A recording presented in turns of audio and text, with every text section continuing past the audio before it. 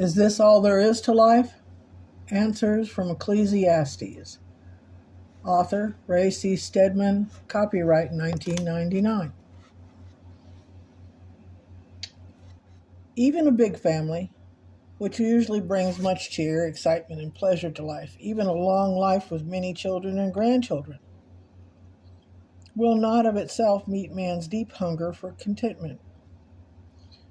It will still leave him restless, unhappy, involved in quarrels and family strife, leaving the heart unsatisfied. Without the gift of enjoyment, nothing will satisfy.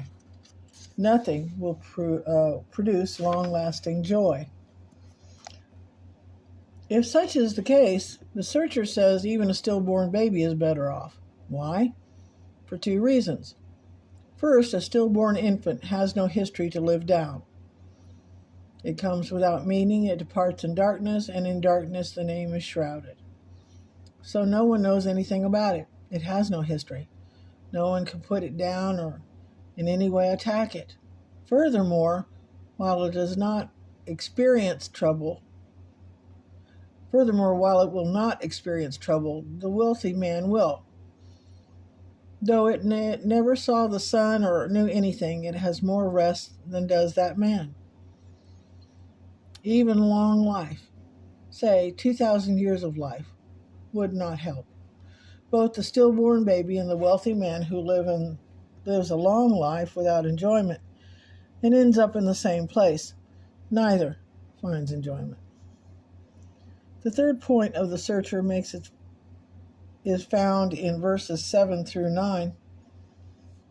All man's efforts are for his mouth, yet his appetite is never satisfied. What advantage has a wise man over a fool? What does a good man gain by knowing how to conduct himself before others? Better what the eyes see than the roving of the appetite. This too is meaningless, a chasing after the wind. Here he points out how man is incapable of finding joy by his own effort. Hard work will not do it. All man's efforts are from his mouth. Toil is designed to satisfy man's appetite for pleasure and contentment, but hard work and a desperate drive to satisfy oneself along these lines will never work. It cannot produce lasting pleasure. But neither will wisdom or even charm. Of wisdom, he says, what advantage has a wise man over a fool? You may be wise in your investments, careful with your money. You may pursue pleasure moderately, but is still not going to work without the gift of enjoyment. If that is all you have, you are no different than the fool. Even a poor man who learns how to charm others, knowing how to conduct himself before others, is still left empty, lonely, and miserable inside. The reason is given the closing verses of this chapter. Whatever exists has already been named, and what man is has been known. No man can contend with one who is stronger than he. Man is up against the unalterable decree of God. The searcher tells us God has decreed that enjoyment cannot be found by effort, by cleverness, nor by the pursuit of pleasure. Enjoyment must be taken as a gift from God's hand.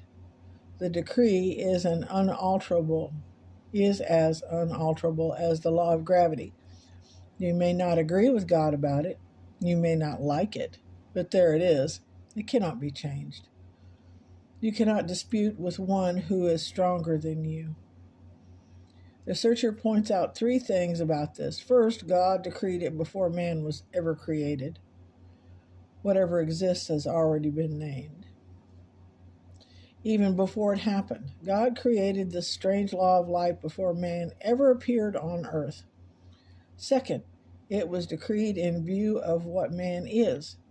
What man it hasn't been known. What man is has been known. God made us. He knows what we are like, how we function, what will satisfy, and what will not. He therefore set up this decree that enjoyment cannot be found by possessing things. Jesus said it plainly, a man's life does not consist in the abundance of his possessions.